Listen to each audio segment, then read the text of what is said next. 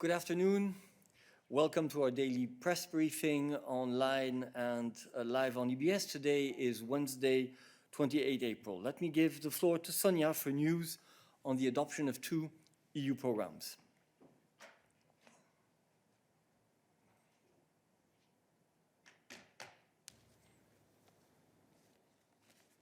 Bonjour. La Commission salue aujourd'hui l'adoption par les 2 législateurs du premier programme du marché unique. La pandémie du Covid-19 a montré l'importance du marché unique pour la performance de notre économie et la résilience de l'économie. Le programme du marché unique est un programme moderne qui regroupe un large éventail d'activités qui étaient auparavant financées séparément en un seul programme cohérent. Doté d'investissements de 4,2 milliards d'euros, le programme prévoit un ensemble de mesures visant à soutenir et à renforcer la gouvernance du marché unique, y compris pour les services financiers. La Commission salue aujourd'hui également l'adoption du programme spatial. Ce programme dispose du budget le plus élevé jamais alloué à l'espace, à savoir 14,8 milliards d'euros. Ils englobent toutes les activités spatiales de l'Union européenne dans un seul règlement relatif à l'espace. Il assurera la continuité et l'évolution des 3 programmes phares de l'Union européenne, notamment Galileo, Copernicus et EGNOS. Il soutiendra également de nouvelles initiatives et l'esprit d'entreprise dans le domaine spatial. Le programme spatial contribuera aux transformations vertes et numériques de l'économie de l'Union ainsi qu'à sa résilience. Pour plus d'informations sur les 10 programmes, s'il vous plaît, vous pouvez consulter du communiqué de presse et aussi du fiche d'information sur notre website. Et excusez-moi aussi que je n'ai pas mis aujourd'hui mon costume spatial, je ne voulais pas éclipser le marché unique. Merci. Merci. Après les Oscars hier, Voilà. les costumes spatial aujourd'hui. Merci beaucoup. Sonia, voilà, c'est tout pour nos annonces aujourd'hui et donc nous pouvons passer à vos questions. Et je passe la parole à Michaela. Bonjour Michaela, tu as la parole. Bonjour, j'ai une question relative à la com, je crois, à la communication. Je voudrais savoir comment ça se passe pour les comptes Twitter des commissaires. Est-ce que c'est eux-mêmes qui les gèrent? Est-ce que c'est quelqu'un d'autre ou c'est cas par cas? Et ma question est relative à quelque chose de très spécifique, c'est-à-dire il y a un tweet hier de Madame Vestager qui dit avoir rencontré via Zoom ou whatever un ministre roumain. Seulement, le nom du pays est mal appelé. Et ça utilise une version archaïque de la Roumanie avec un U au lieu d'un OU, ce qui est très sensible pour les Roumains parce qu'alors, on fait plus appel à leur origine latine, bien que latente. Donc du coup, elle a été avertisée, ça a été signalé par plusieurs utilisateurs de Twitter et ça n'a toujours pas été corrigé presque 24 heures après. Donc voilà, c'était juste une petite une curiosité que j'avais. Merci. Merci beaucoup, Michaela. Difficile pour moi de répondre d'une manière unique à cette question. Je crois qu'il faut voir avec les différents commissaires quels sont les arrangements qu'ils ont mis en place pour la gestion de leur compte Twitter. Je te recommanderais de prendre langue avec la conseillère en communication de la commissaire sur ce point technique. Il revient à chaque commissaire, bien entendu, et c'est la prérogative de chaque commissaire de se servir des médias sociaux pour donner de la publicité à ses activités. C'est clair aussi que, bien entendu, les questions linguistiques sont des questions importantes, souvent délicates, effectivement, et je sais quelque chose moi-même par expérience à manier, notamment étant donné la grande diversité des langues en Europe. Donc nous sommes toujours évidemment très contents de recevoir des remarques et des suggestions et de corriger nos fautes de syntaxe, d'orthographe ou de grammaire. dont mes tweets ne sont malheureusement pas exempts non plus parfois. Mais donc voilà, je crois qu'on fera passer le message en tout état de cause pour que ce soit corrigé. Merci. Voilà, je passe directement, je pense, à d'autres sujets et je passe la parole à Oliver. Ou alors peut-être est-ce sur ce sujet aussi. Hi. Hi. Hi. Yeah, I mean, geographically in the same corner of Europe, but rather concerning Hungary and thematically the recovery and resilience plans. There's a letter by a larger group of European parliamentarians to the Commission President pointing to a big problem with the way that the Hungarian government is apparently structuring the entities that are about to distribute the money. You know, the whole idea of turning public universities into the distributors of this money. Has the Commission President talked about this with Prime Minister Orban? And what is your take on this? Do you think this is a way or does this pose a risk of abuse of these public funds? Thank you. Thank you very much, Oliver. We have already discussed the meeting between the President of the Commission and the Prime Minister, and one of the subjects of their conversation was indeed the content of the national recovery plans to be submitted by Hungary. I am not going to go into details here as to the different points that were made, but you know that we have very clear criteria, and Marta can certainly reconfirm those when it comes to both the priorities that the plans need to follow and the implementation mechanisms that they need to respect. I have also seen media reports on the letter that you mentioned, but I do not have confirmation that this letter has been yet formally received. It may have been. I simply do not have the confirmation. Yes, Marta tells me. And in any case, it is easier to answer a question on the Hungarian National Reform Plan than on Hungarian spelling, that's for sure. So, Marta, you have the floor. Thank you, Oliver. So indeed, as regards the letter, it has indeed been received. And of course, as with all official letters, we will answer in due course. You of course, are aware that we have not yet received the finalized plan from Hungary. So obviously, I'm not in a position to really comment on the details of what has or may have been or may not have been discussed with the Commission services on certain aspects of the draft plans. We are, of course, in an intensive dialogue with all member states at this stage, including Hungary. But I'm happy to remind, indeed, what are the different aspects we are looking at with member states when assessing their when discussing their draft recovery and resilience plans. So, generally speaking, it is key, of course, that all plans present a right balance between investment and reforms, and that, of course, applies to all the sectors under discussion, whether it's energy or education. Member states, of course, need to provide sufficient details on the reforms and the investments, including the plans, so that the Commission is able to assess precisely how the funds would be spent. Moreover, we also insist on equal treatment and non-discrimination between the beneficiaries of the funds. And finally, an important aspect that we have been stressing from the very beginning is that the Recovery and Resilience Facility will require a tailor-made control framework that is commensurate, of course, proportionate to the amounts of funds that will be channeled through this facility. And what we require is that member states put in place national control systems that will serve as the main instrument to safeguard the financial interests of the Union. Member states need to, of course, ensure compliance with Union national laws, including the effective prevention, correction, and detection of potential conflict of interests, fraud, and corruption.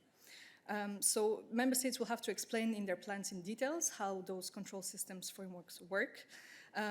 For instance, member states will also have to collect data on the final recipients of the funds and make this available upon request. And finally, the Commission will also, of course, assess whether those control systems provide sufficient assurances to ensure safeguarding of the financial interests of the Union. So if the control systems are deemed insufficient, the plan cannot be approved. Thank you. Thank you. And let me remind you, and this I think is an extremely important procedural point, that the actual formal analysis of the plans will only start once the plans have been submitted. There are, of course, political contacts, and that is entirely normal between the President and various heads of state or government on the orientation of their plans. But of course, the Commission reserves the right, and indeed it will have the obligation of then assessing these plans formally. And in this assessment, they will take into account all of the points which Marta has just now made. Oliver, you have a follow-up nevertheless. Yes, köszönöm szépen, as they say in that country. Basically, this is ex post measures you are alluding to, which means that if something goes wrong there, we all hope that they, the Hungarians or any other member state stuck to the rules, made sure fraud could be detected and so forth. But once the damage is done, it is done. What I'm referring to and what these parliamentarians are referring to is that the Hungarian government is putting into place a legal structure controlled by, let's be diplomatic, people very close to the prime minister, who will make sure that the money is being used in a way that is politically expedient and useful to him. Are you worried about this development? I'm not asking you to comment on media reports, but these are facts. These are political legal facts that are being created in Hungary. Is this a worrying development for the European Commission? Thank you. No, sorry, there are no facts for the moment because the plan has not been submitted, Oliver. So clearly, we cannot take position, and we will not take position on statements that are made. Albeit, of course, with, I'm absolutely sure, absolute sincerity on the part of those who are making those comments. The fact remains, nevertheless, that we have a process to assess the plans. Of course, the Commission will make sure in its assessment of the plans that these plans respond to the political priorities that have been set, not just by the Commission, but by heads of state and government themselves in their agreement, and then formally by the co-legislators when it came to the adoption of the actual RRF. And we will, of course, be very vigilant in ensuring that the plans serve the purpose of making Europe fit for the future. Let me remind you that we have a very powerful tool, which is the fact that it will be for the Commission to recommend to the Council the adoption of the plan. So it's not a question of whether we are worried or not worried. First of all, we need to see the plan in detail. And once we have that plan, we will carry through a formal assessment. Of course, we will be vigilant, as I said, on the political priorities and on the mechanisms. Okay. Let us continue with questions on the national recovery plans. So let's continue on that issue. Jenny, no, not yet. I guess yours is related perhaps to the own resources decisions. We'll come back to that later. Jorge. Hello, good afternoon, good morning. First of all, I saw the tweet by President von der Leyen confirming the reception of the Greek and German plans, besides the Portugal plan received last week. So my question, first of all, is to confirm that you will send a tweet or something like that to confirm every time you have officially received a plan. And also I'm asking that because the Italian and Spanish and French plans should be also on their way, so that means that you haven't received them yet. And then on the issue of the evaluation period, of course, I mean, we heard what you said, Marta, also what officials explained to us in terms of the time needed because of the volume of the information. But I guess that you are also giving these explanations to member states. And yesterday we said again how Bruno Le Maire, French finance minister, said that we have lost too much time. And this morning Minister Calviño said that swift approval of the plans is key. So that means that member states are not fully satisfied, or that suggests that member states are not fully satisfied with your explanations in terms of the evaluation period. So I don't know if you could give us a comment on this. Thank you. Thank you. First of all, on the tweets, first of all, delighted that you are following so attentively the Twitter feed of the President. We are indeed in a crucial period for Europe. The submission of these final plans by the member states is an important step in our recovery process from the crisis, and therefore indeed the President will be informing the public through her Twitter feed, and we will also be issuing press releases every time that we have received a plan. So it is indeed a good indicator of which plans will have arrived. We expect an important number of plans to come soon, and therefore you can expect a relatively constant feed of information related to this in the coming days and weeks. Secondly, indeed, on the assessment period, let me just reframe things a little bit. Let's not forget that this is a complex process. You mentioned yourself, indeed, one extremely crucial element. What we have been discussing until now are basically the ideas that member states have put forward, initial texts, etc., etc. But then comes a point in time where these texts have to be transformed into legally valid documents that respect all of the criteria that Marta has described before. And we are talking here about 750 billion euros worth of money. This is not something that is done in the space of 2 days. We owe it to European taxpayers, we owe it to the stakeholders, we owe it to EU citizens in general that this is done well. So, of course, some time is going to be needed for this. That is obvious, and it is in fact foreseen in the regulation. So there is an understanding by the co-legislator that time is needed for this. Of course, we're not going to waste any single minute, but nevertheless, we need a bit of time.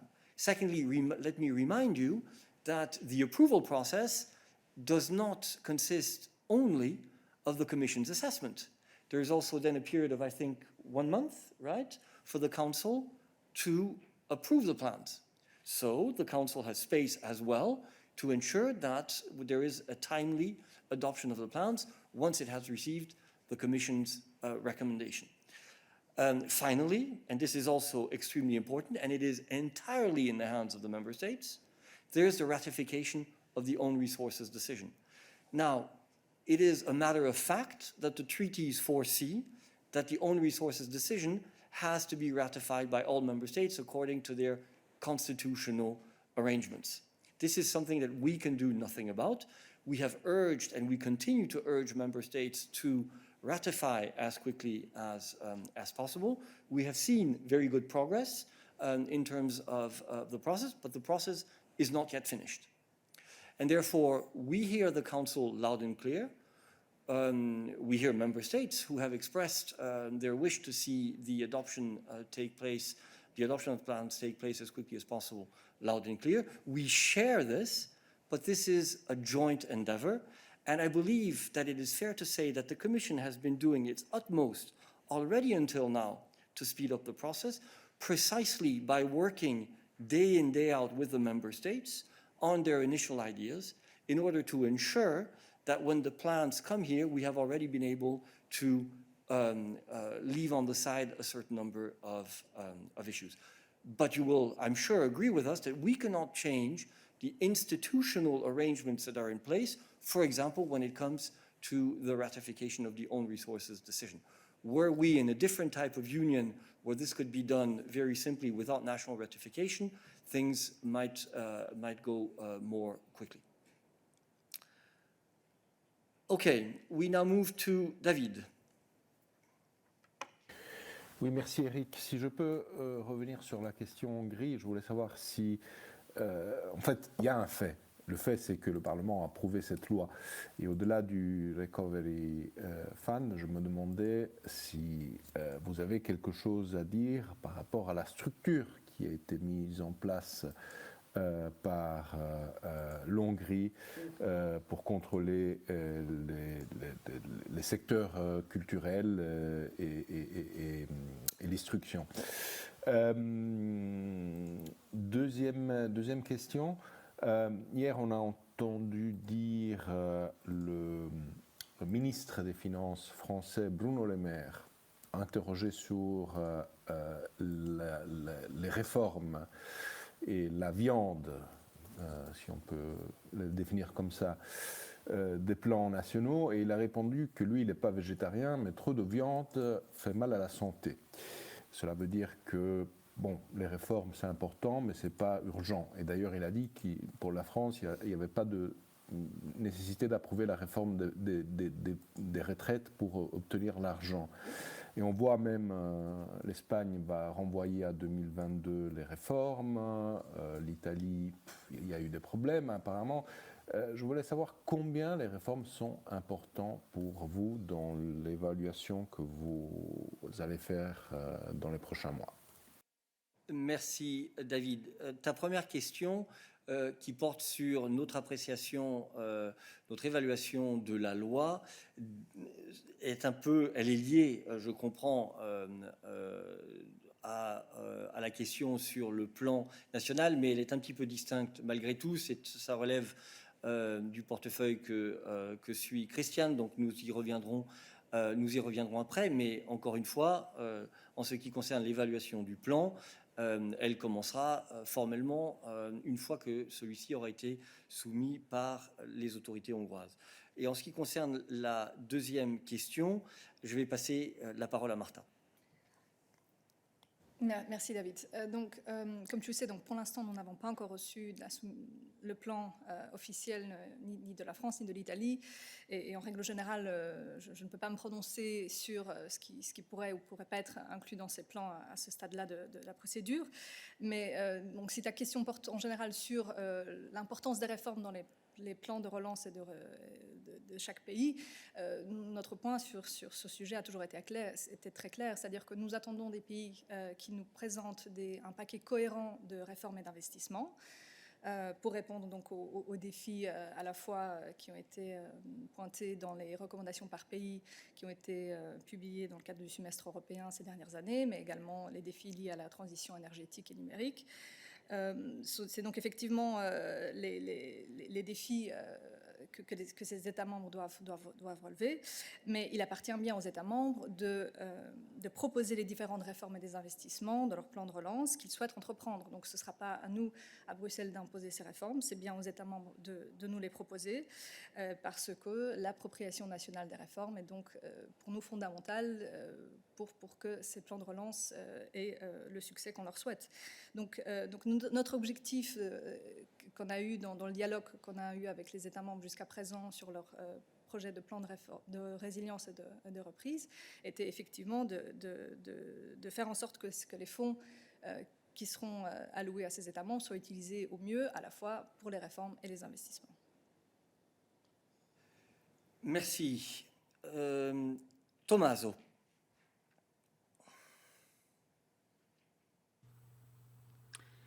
Yes, good afternoon. Tommaso Gallo, Kronos. Thank you for the floor. It's just a question on the Italian National Recovery Plan, because I have read in the Italian press that there are some projects which are peddled as a green project, but they simply aren't. There are projects which concern ski lifts in Piemonte, Veneto, Bolzano, and Lombardia. And I mean, these projects would finalize the plunder of our mountains, which are already overexploited for winter sports. I just wonder in what level of detail will be your assessment? I mean, will you be able to block or not to finance projects which are peddled as green, but they actually aren't green at all? Thank you. Thank you very much, Tommaso. So again, the same caveat as with my previous answers. Of course, I'm not in a position to comment on any specific projects at this stage, which may or may not be included in the final submission of the Italian plan. When it comes in general to projects which could have an environmental impact, just to recall that, of course, the do no significant harm principle will apply. So we will check each and every measure.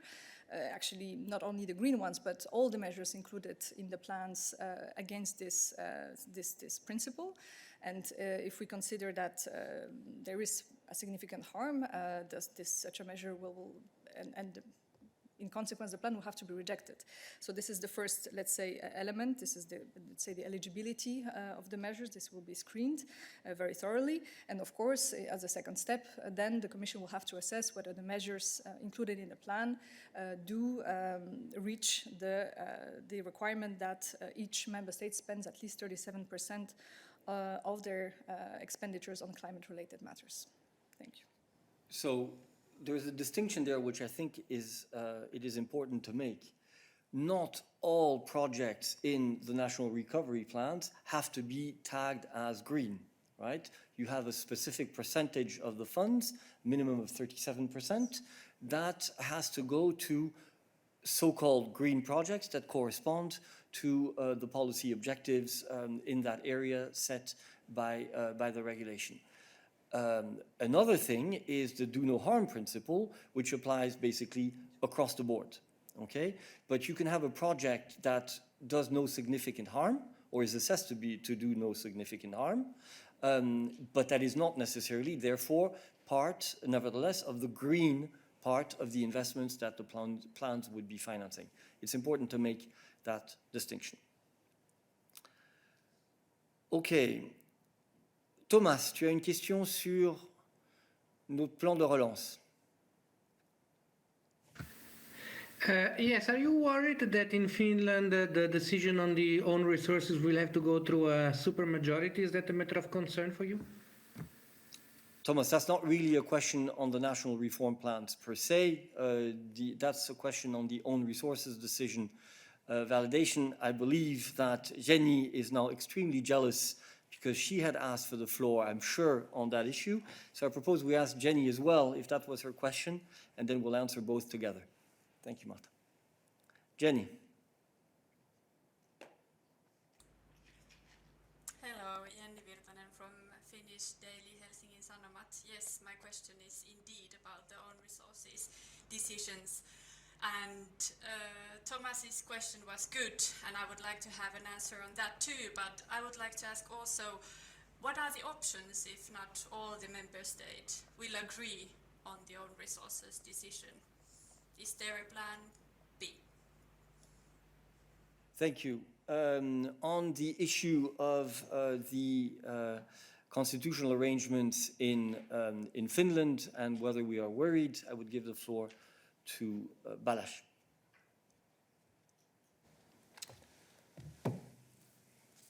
Good afternoon. We are not worried. So I think it's important to recall that on this file, a very good progress has been made, as Eric has just said.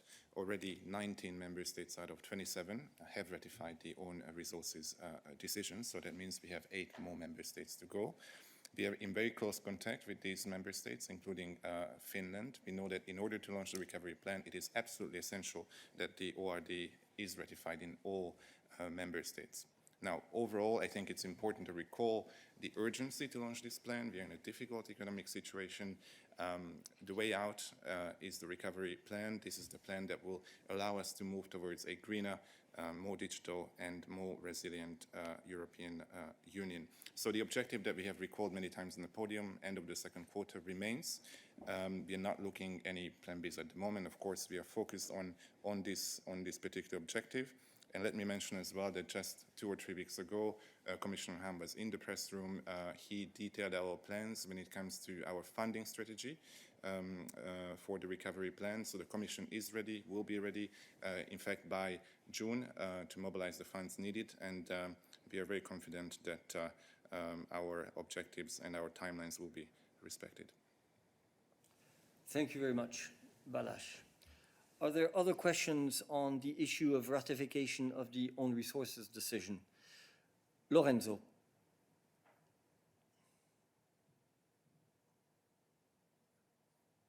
On the previous question, if I may, can you hear me? Yes, now we can. Go ahead. Yes, go ahead. Okay. It's on the previous question because there is another issue concerning the respect of the environmental law, not only the do not harm principle.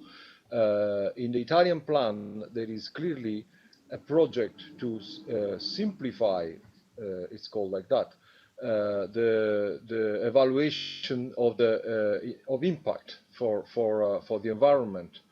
For all projects. Now, the evaluation of impact, of environmental impact, is a European directive.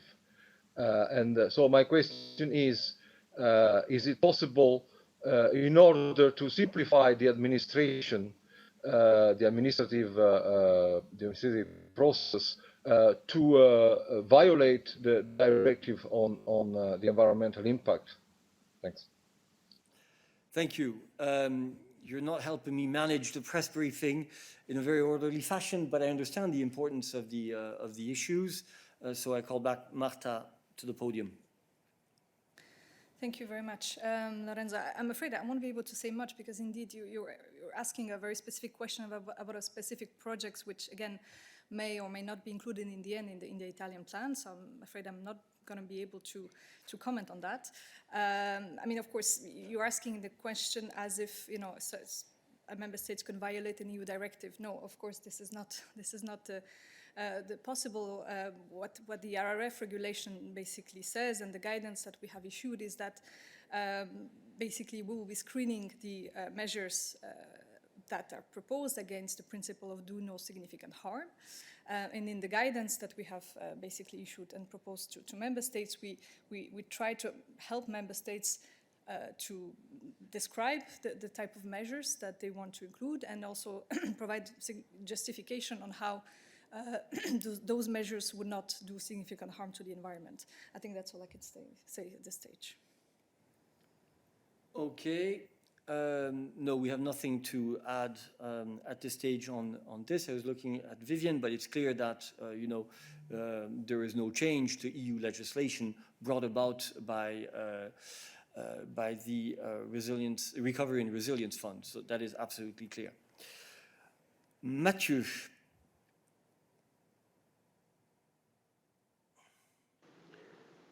Oui, bonjour.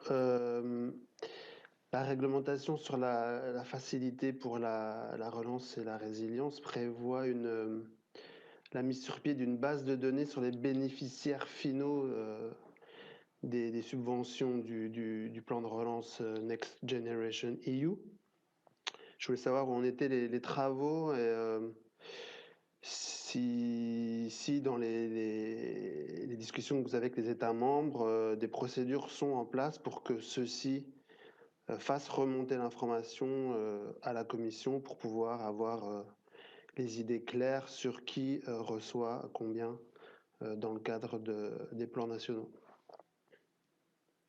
Oui, merci. Effectivement, Mathieu, tu nous avais posé cette question il y a quelques temps. Donc, effectivement, le règlement sur la facilité de reprise et de résilience prévoit que la Commission devrait mettre en place un outil d'information et de monitoring qui donnerait accès aux informations qui seraient donc collectées par les États membres et donc fournies par les États membres et qui ont pour but pour prévenir, détecter et corriger potentielles irrégularités dans les dépenses de cette facilité. Donc le règlement ne prévoit pas que cet outil sera public. Donc pour l'instant, je comprends que cet outil est encore en train d'être développé et donc sera mis en place ultérieurement. Je n'ai pas de détails supplémentaires en ce moment à ce sujet. Merci. Merci beaucoup. Je ne vois plus d'autres questions sur ces sujets pour nous aujourd'hui. Avez-vous d'autres questions pour nous sur d'autres sujets? Fabio.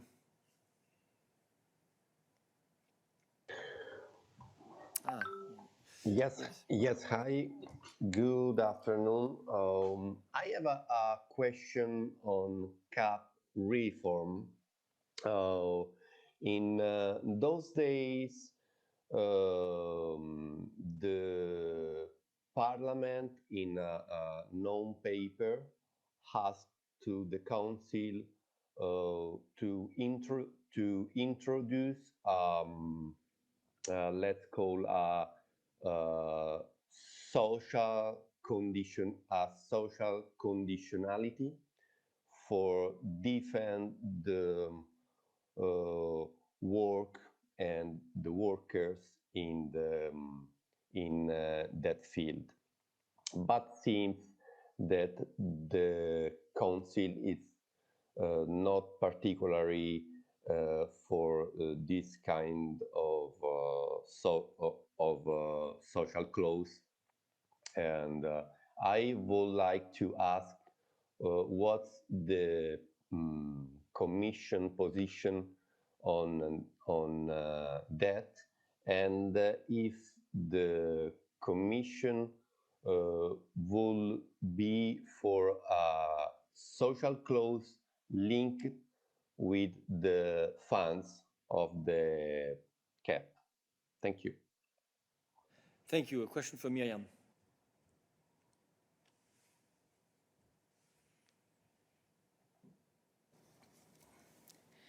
Yes, thank you. First of all, I would like to stress that the Commission believes that agricultural workers should have decent and fair employment conditions.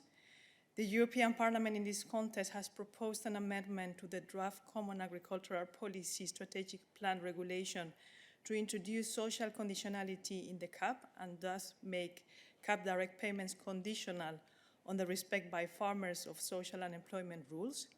The three institutions, so the European Parliament, the Council, and the Commission, are currently discussing this amendment in the context of the interinstitutional negotiations. I remind you that we will have a trialogue on this strategic plan regulation this Friday, so we cannot anticipate what will be the final form, but we can say that we aim to make the common agricultural policy fitter for the current and future challenges, including the social ones. And this is, of course, important for the agriculture sector. Thank you very much.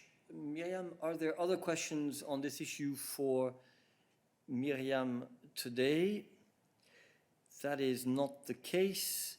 So thank you very much. And I go back to David's question on our assessment on the law on cultural institutions. And I give the floor to Christian.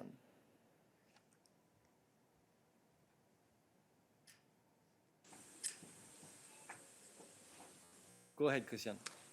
Yes. Go ahead, Christian. Thank you, Eric. I think this is rather not a question for me, in fact, but I understood that the economic team was looking into this issue. Okay. Let us clarify that, because that is not the view that I have. I think the question is not related, Christian, to our assessment of the relationship between that and potential projects for cultural institutions and the National Reform Plan, but more generally our assessment of the Hungarian law. David, perhaps we can go back to you so that you specify your question more, or to repeat. Yes, thank you very much. I will try to specify. Just to know if you have a position on the law adopted, since it has quite a big impact on the cultural and university sector and so on. And since there has been some problem with Hungary on this field in the last few years, I'm wondering if you have a comment on the law itself and not on the fact that it's tied to the recovery plan. Thank you. Christian, do we have any comment to make on the law itself? Look, I think our position on academic freedom is very clear, and we have made it very clear in other contexts, thinking about the Central European University, for instance. But on this one, I think the best way would be for us to look into this more closely together with the economic colleagues and come back to you. Okay, thank you very much. I go back to Tommaso, who had a question on a different issue.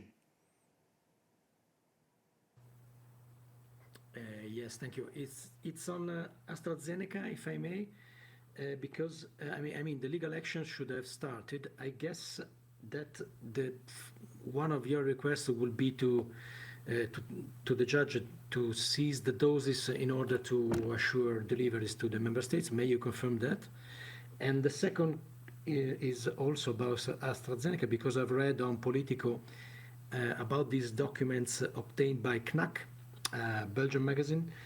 There is a Deloitte report which was issued the last August, which warned Belgium that the contract, I mean the advance purchase agreement signed by the EU with AstraZeneca did not include proper penalties in the case of delays. I wonder if you have anything to comment about this warning, which was disregarded by Belgium and apparently not transmitted to the EU. Stefan. Okay, thank you very much for these questions, Tommaso. First, as far as the legal case is concerned against AstraZeneca, what we're asking is something that has not changed over time. We have asked from the beginning the speedy delivery of a sufficient number of doses, those that European citizens are entitled to, and doses that are due on the basis of the contract. This is something that we claimed from the beginning. This is something that we claimed in the context of the negotiations that we had with the company. But as these negotiations have not led to the results that we were hoping for, we have started a legal action before the court. But again, the objective here is to make sure that the doses that we believe we're entitled to will be delivered by the company, and we indeed believe that we have quite strong arguments for this claim. With regard to the article you referred to in CNAC, I don't think I have any specific comments to make at this stage. What matters to us, as I said before, is that we ensure the speedy delivery of doses. We have a contract that contains clauses with regard to delivery arrangements, strict delivery arrangements, indicating what has to be delivered when. This is an obligation to be respected by the company, and this is then also one of the reasons why we go to court to make sure that this obligation is indeed respected. Thank you. Thank you. Are there other questions on this issue of the legal case against AstraZeneca? Federica, is your question on this? No, it's not. Okay, then hold on. Oliver. Hi, yeah, sorry to ask another question. On this legal case, can you confirm the report by Hélène 24, the Belgian news channel, that the first oral hearing in this case will be on the 26th of May? They refer to one of the Commission's lawyers. And in general, do you take outside counsel for these proceedings, or is it basically Commission lawyers who are going to, argue in front of the court and, go through the whole procedure? Or do you need to take some external, law firm to represent you here? Thank you. Thank you very much, Oliver. Indeed, the date for the hearing has been set on the 26th of May. That is correct. As far as outside counsel is concerned, we strictly follow the Belgian procedural rules. And the Belgian procedural rules foresee many things, including the fact that when you go to court, when you plead your case before court, you have to be represented in most cases by external counsel. And this is exactly what we're doing. We have external counsel that is pleading our case at the Brussels court. Thank you. Oliver, you have a follow-up. Yes, thank you. How does the Commission choose external counsel? I mean, is there an appel d'offres or something like this, or do you have a sort of a framework contract with several law firms that are doing this work for you? Thank you. I don't think I can give you lots of details. Whenever we apply or call for the services of external firms, whether it be in the context of classical services or legal services, we of course follow the procedures which are out there. But I believe this is on the basis of contracts that have been concluded between the legal service and the concerned external counsel. Thank you. Thank you. Okay, I see no further questions on this issue, so we go back to Federica. Yes, hi. Thank you for the floor. Sorry about my bad connection. My question goes back to that of David, about Hungary, because I mean, it's I don't understand why you keep on tying what's happening to the cultural institutions, namely the universities in Hungary, which are going under the control of friends of Orban and his government, to a question of money and economics team and finance. I mean, I think that part, that the link will be analyzed in the future, right? Once we look at the national plans. But for the moment, what is not clear is what is the position of the Commission solely on the fact that that Orban just 2 days ago has decided to take universities under his control. Thank you. Thank you, Federica. Let me, just for good order, I specifically disconnected the two issues, right? Saying precisely when David asked the question, it's not linked to the recovery plan. Now, Christian has understood the question as having an economic dimension, but that is something that we can check on the side, but it does not mean that we consider that this is the only dimension. It does not mean that we have a comment to provide at this point in time. And I would take exception with the view that we here on the podium have to have an immediate view on any law that is passed by any government in areas that, let me remind you, in the case of education, for example, are a national competence. So please bear with us a little bit when it comes to our comments on specific laws. Now, if we have a comment to make, we will certainly make it. But at this point in time, today, on this podium, we do not have a specific comment to make on the issue that you have mentioned, disregarding the fact that there is potentially, if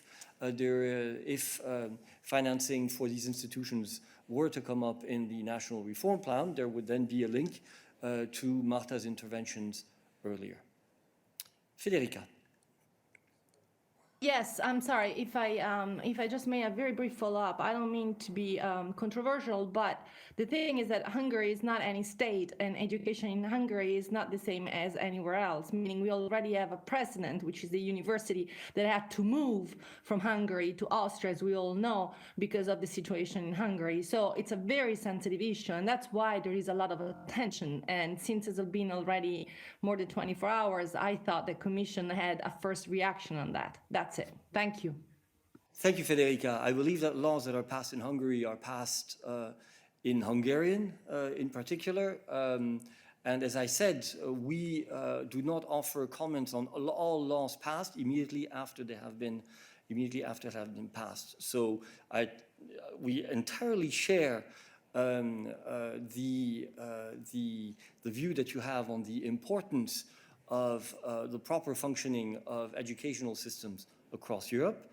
you need to remember that we have specific prerogatives that are related to, for example, the rule of law, but that they do not necessarily automatically imply that we have competence on every law passed by a member state. And that is the gist of my comment at this stage. Now, of course, that does not mean that we cannot come at a later stage with a comment if this is warranted.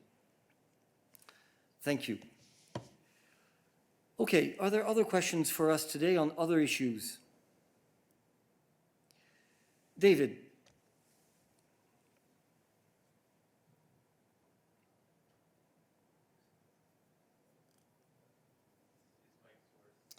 David, your mic source. Can you hear me? Yep, Yeah, there we go. Hear you. Go ahead. It's just a little bit of a lag. Thank you, Eric, very much.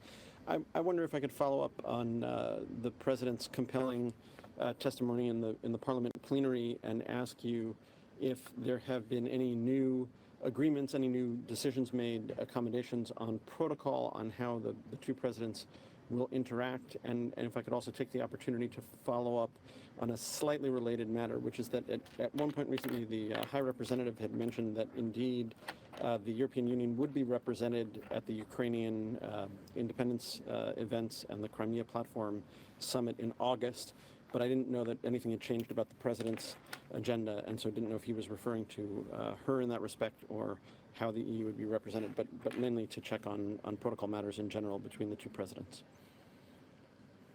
Thank you very much, David. There's not much I can say on the issue of protocol. As you know, the President has made her views very clear on the issue. There is a clear understanding within this House that we will ensure that protocol arrangements for future such missions or summits or whatever are in line with our understanding of the prerogatives of the institutions, and this is the stage that we are at. In terms of the presence at the anniversary, the Ukrainian anniversary you were referring to, I don't have information about the specific comments that the HRVP has made, but I said here on the podium that the EU would indeed be represented at the appropriate level. It will not be the president of the European Commission, but presence will certainly be, will be organized for the European Union at the appropriate level at that event, and the information will of course be made public at the appropriate point in time. Thank you. Other questions on this? David. Oui, c'est exactement sur ça. C'est une curiosité, mais qui pourrait avoir des implications.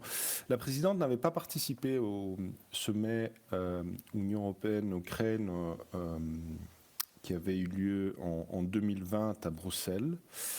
Je ne me rappelle plus pour quelle raison, en fait, s'il y avait une raison d'agenda ou d'autres raisons.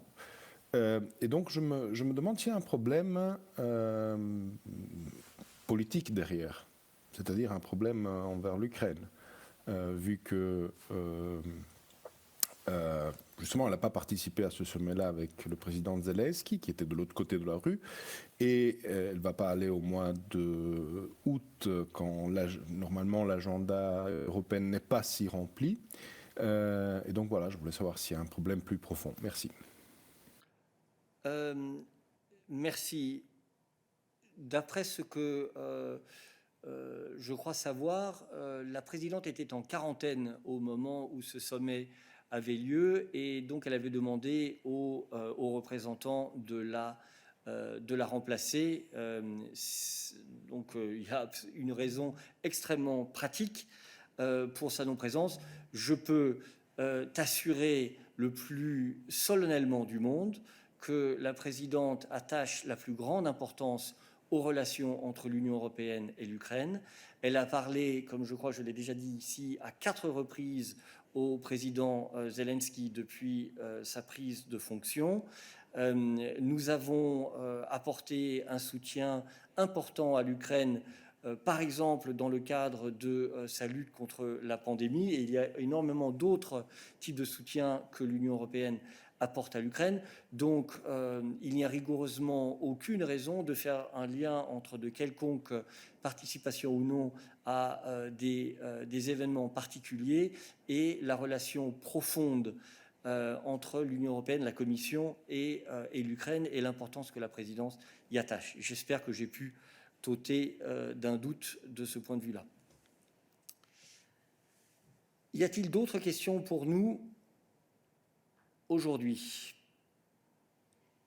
Je n'en vois pas, donc merci de votre participation et nous nous ferons un plaisir de vous retrouver ici demain en salle de presse pour notre prochain rendez-vous de midi. Merci, bon après-midi.